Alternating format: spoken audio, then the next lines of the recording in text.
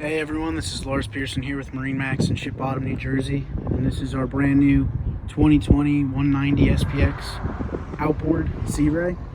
Right now I'm standing on the swim platform back here. We got a 150 horsepower Mercury on the back. You got your ski pylon right here, a nice little sun pad, and under here is where your batteries are and some room for storage. And you got a nice bimini top that's collapsed right now. Now as you walk up in the cockpit, as you can see, there's ample seating for a boat in the 19-foot category.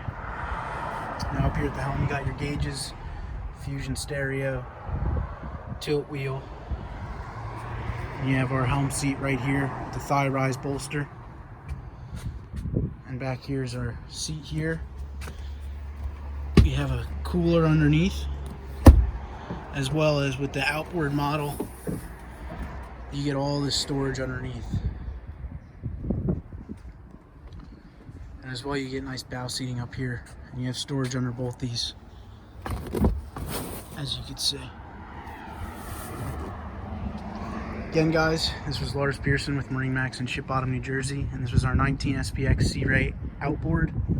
If you have a question about this boat or any other boat we have here, give us a call at 609-494-2102. Thank you.